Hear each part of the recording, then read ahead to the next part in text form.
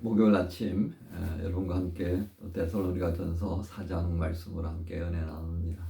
여러분들 이 말씀 함께 또 나누는 시점에 저는 비행기 타고 거의 한국 공항에 도착할 때쯤이 아닐까 싶으네요. 말씀 함께 나눕니다. 데살로니가전서 4장 1절부터 12절까지의 말씀입니다. 같이 말씀 봉독하십시다. 그러므로 형제들아, 우리가 끝으로 주 예수 안에서 너희에게 구하고 권면하노니 너희가 마땅히 어떻게 행하며 하나님을 기쁘시게 할 수 있는지를 우리에게 배웠으니 곧 너희가 행하는 바라 더욱 많이 힘쓰라. 우리가 주 예수로 말미암아 너희에게 무슨 명령으로 준 것을 너희가 아느니라.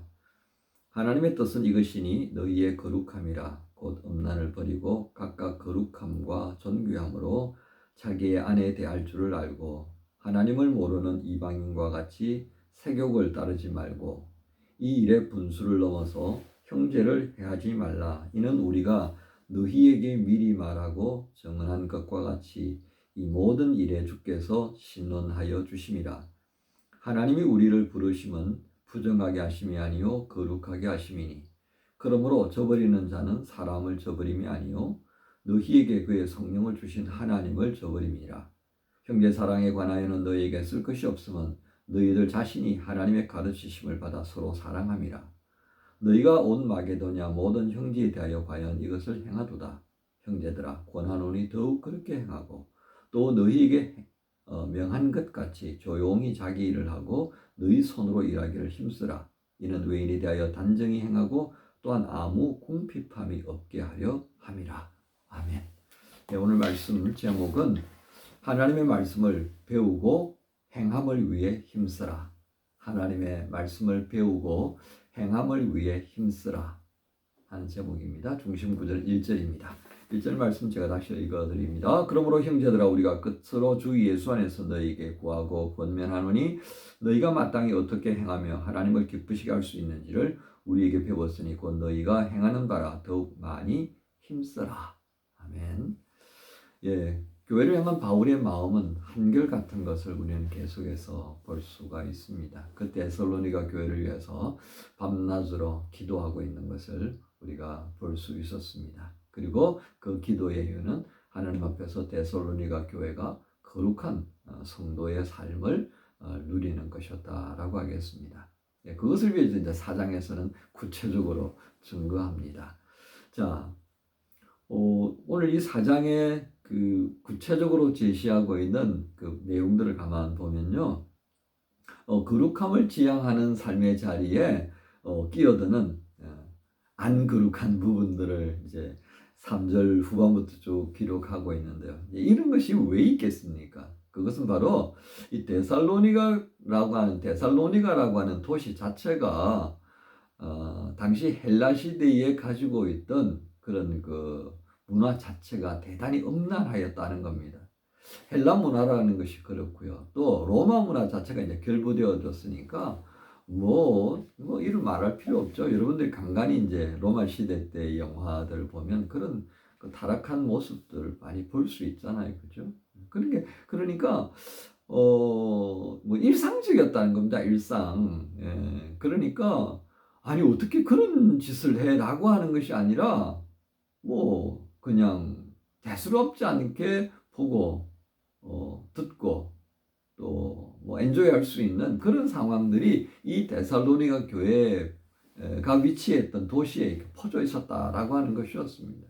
그런데 이제 그들이 복음을 듣고 이제 바꾸어서 교회로 왔어요. 근데 사람이라는 게 그렇잖아요. 막 도끼 자루로 나무를 팍 쪼개버리듯이 그렇게 결단력 있게 하는 사람이 있는가 하면 응급주춤해가지고 좀 이렇게 훈련이 필요한 사람들 있잖아요. 그죠? 그러면 뭐 정말 결단성이 있어서 막 기질적으로 도끼나무 팍 쪼개버리듯이 그렇게 한 사람은 정말 훌륭한 사람이고 기질이 그렇지 못한데 그래도 나는 그쪽으로 안 가려고 막 발버둥 치면서 변화의 길을 가고 있는 이 사람들을 이게 뭐 이쪽은 잘했다 이쪽은 못했다 이렇게 할 수 있는 건가요? 그게 아니거든요. 그런데 사람이 살다 보면 참 별의별 사람들이 많아요. 나는 이렇게 하는데 너는 왜 못해? 뭐 이런 식으로 또 몰아붙이는 사람들이 있다니까요. 그러면 이 몰아붙이는 사람들의 측면에서 보면 그 몰아붙임을 당하는 사람들은 믿음이 없는 사람들이에요. 예. 여러분들은 그런 사람 없나요? 예, 몰래 숨어서 뭐 담배 피고 몰래 숨어서 술 마시고 뭐. 예. 이게 이제 그동안의 사회에서 기독교인은 이런저런 이유로 딱 정리가 돼 있는 부분이 있잖아요. 술을 먹으면 안 되고 담배 피우면 안 되고 음란 방탕하면 안 되고 뭐 그건 딱 정리가 돼 있잖아요. 그죠? 예. 그런 부분들을 딱 정리를 하고 나 이제부터 예수 믿었으니까 안 해. 이러면 얼마나 좋아요. 근데 그게 통제가 잘 안 되는 경우가 있다니까요. 예. 그거 어떡할 거예요? 그래서 너는 이제 교회 오지 마 이럴 거예요? 아니잖아요. 그 사람 얼마나 힘들겠습니까? 그래서 오늘 바울은 자, 그런 사람들이 있는데 그들에게 실수하지 말라는 거예요. 그래서 6절 이렇게 하잖아요.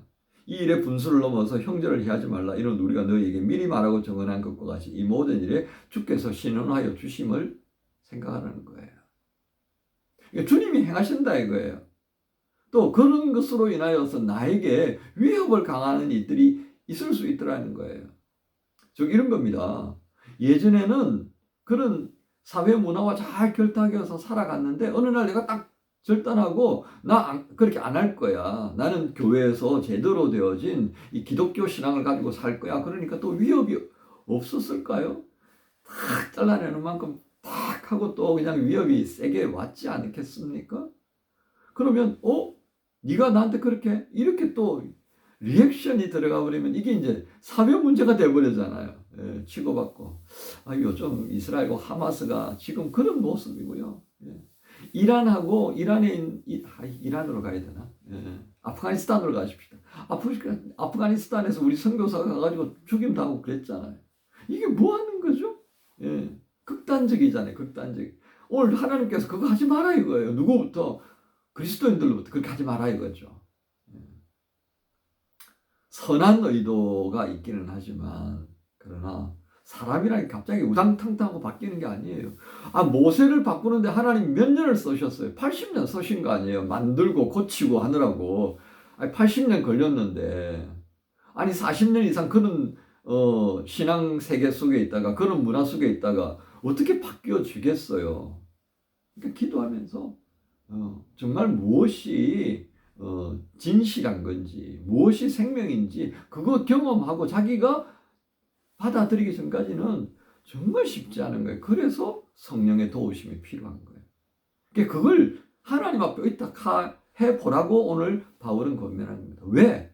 이런 일이 일어날 수 있다는 걸 알기 때문에 그렇습니다. 왜? 바울 자신이 겪었잖아요. 그죠? 다메섹에서 그냥 하나님의 그 은혜 가운데서 예수 그리스도의 환상을 보고 자기가 돌아왔을 때 자기를 죽이려고 했던 유대인들을 자기는 많이 알았잖아요. 그들을 바꾸기 위해서 얼마나 많은 수고가 이어졌을까요? 그죠? 예루살렘 교회가 대표적인 겁니다. 그러니까 그런 안타까운 마음으로 이방인처럼 할 필요는 없다. 그래서 하나님께서 그 모든 것들을 헤아려 주셔서 풀어줄 거는 풀어주고 매듭을 지을 것은 매듭을 지을 거니까 하나님 곁에 가자. 그렇게 하지 않는 사람들이 있다면 그것은 바로 성령을 주신 하나님을 버린 것이다. 라고 딱 정리해 버렸다는 것입니다. 우리는 이 내용들을 보면서요. 어떻게 신앙에 적응할 거냐를 좀 헤아려 볼 필요가 있겠습니다. 제가 학교 다닐 때 그 공적인 분노, 그 다음에 또 사적인 분노에 대한 말씀을 하신 적이 있어요. 죄와 사망 권세에 대해서는 당당하게 공적인 분노를 임해야 된다 이거예요. 그런데 개인 감정이 있잖아요. 그죠? 그 개인 감정을 여기다 투입해버리면 이거 어떻게 될 것 같아요? 그건 다름 아니라 하마스 이 양반들이요. 이스라엘에 넘어 들어가서 아이들 살해하고 부녀들 죽이고 폭행하고 이거 똑같은 거예요. 감정이 안 좋잖아요. 그 부녀자들, 어린 아기들, 노인들 그 무슨 죄가 있어요? 그 왜 애들을 보아다가 불살라 죽여버려요? 왜 목을 쳐요? 이런 끔찍한 일들을 하는 건 이게 공분과 사분이 헷갈려 버린 거예요. 히틀러가 이랬다 그래가지고요. 연합군들이 똑같이 행했다 그러면 정말 비극적인 일이 될 수밖에 없어요. 그렇게 안 했다는 거예요. 모르죠. 또 숨겨진 일들이 있을는지. 오늘 그런 것들을 생각하면요, 공동체 안에서 이런 공적인 것과 사적인 부분들을 잘 정리해 볼 필요가 있습니다. 이것들을 딱 가늠해 줄 수 있는 게 결국 뭐였겠습니까? 사랑입니다. 그래서 3장 하반부에 있던 사랑을 위해 기도했던 바울이 그 구체적인 삶의 실천의 항목들을 오늘 여기 4장 1절부터 12절에 풀어놓았다라고 할 수 있겠습니다. 힘들긴 하죠. 모든 걸 어떻게 목사님 공적인 그 감정으로 할 수 있습니까? 그거 얼마나 어려운데요. 그렇습니다. 저도 헷갈릴 때가 있어요. 근데 이게 성도의 길이잖아요. 힘들지만 가야 하는 게 이게 성도의 길입니다. 왜? 그리스도 예수를 믿는 자들이니까. 살아계신 하나님을 우리가 믿고 그분 앞에서 자녀가 되고 했다는 것을 우리가 생각한다면 성도가 가야 하는 길은요, 힘들고 어렵지만 감당해야 합니다. 그리고 기도하고 싸워야 할 나의 몫입니다. 누구도 대신해 줄 수 없어요. 내가 안 되면 다른 사람도 안 된다라고 생각한다면 정말 싸워야 할 부분이 바로 이것이다 하는 것을 봅니다. 나로 하여금 자꾸만 감정적으로 흐르게 만드는 것.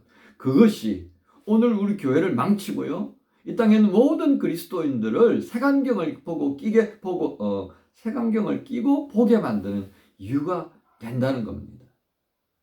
회복시켜야 됩니다. 그리스도께서 우리에게 주셨던 그 마음, 하나님께 주셨던 말씀을 힘써 배우고 힘써 행해야 할 이유가 바로 여기 있습니다. 나의 의지, 나의 학문적인 지식들, 삶의 연륜들, 그 결정적인 순간에 가서 어떤 의미가 있겠습니까? 결국은 감정을 불러일으키고 쓰는 도구로밖에 더 되던가요? 그래서 우리의 모든 삶의 방향은요, 하나님 말씀을 열심히 배우고 행함을 위해서 애쓰는 그 방향을 놓쳐버려서는 안 된다 하겠습니다. 그걸 놓쳐버린 순간 우리는 어느 순간 개인적인 감정에 의하여서 모든 일을 행하고 있는 참으로 어리석은 자가 되고 말 것이다 하겠습니다. 오늘 말씀, 하나님의 말씀을 배우고 행함을 위해 힘써야 할 이유가 무엇인가를 또 한번 보게 하는 바울의 권면입니다. 바울을 통해 말씀하시는 하나님의 말씀을 마음에 담고 오늘 목요일 복된 마음으로 시작하는 그런 귀한 날 되시기를 우리 주님 예수님의 이름으로 축복합니다. 주님 감사합니다. 다시금 우리가 하나님의 말씀을 배우고 행하는 일에 힘써야 하는 이유가 무언가를 알게 하셨습니다. 바울은 끝없이 데살로니가 교회를 향하여서 기도하며 그 사랑에 관하여서 간곡하게 기도하는 것을 보여주었고, 그리고 어떻게 행할 것인가를 또 자세히 풀어준 것 우리가 기억하게 하옵소서. 그 말씀의 은혜 가운데 정말 상상도 안 되고 이해도 안 되는 일들이 우리 안에 벌어졌을 때에 다시금 말씀의 자리로 돌아가서 살피고 점검하며 우리의 개인적인 감정으로 처리하지 않고 하나님 마음으로 풀어낼 수 있는 그런 은혜가 우리 안에 있기를 원합니다. 성령님 도와주시옵소서. 예수님의 이름으로 기도합니다. 아멘. 주의 말씀은 완전하여 내 영혼 소성시키며 주의 말씀은 확실하여 우둔한 날 지혜롭게 해. 주의 말씀은 정직하여 내 마음 기쁘게 하며 주의 말씀은 순결하여 나의 눈 밝게 하시네. 주의 말씀은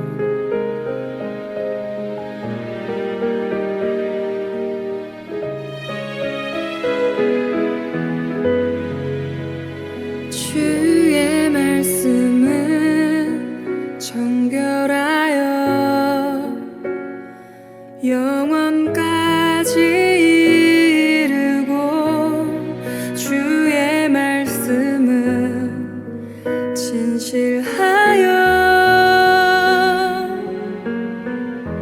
다 이루니 주의 말씀 나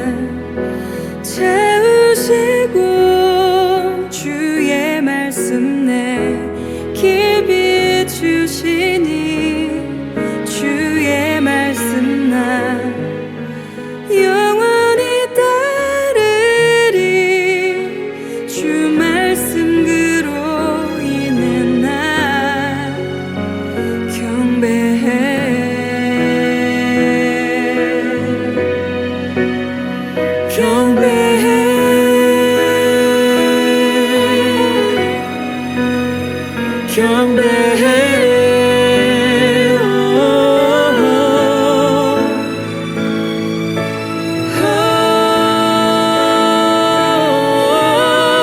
주의 말씀 날 채우시고 주의 말씀 내 길 비추시니 주의 말씀 날 영원히 따르리 주 말씀으로 인해 난 주의 말씀 날 채우시고 주의 말씀 내 길 비추시니 주의 말씀 날 영원히 따르리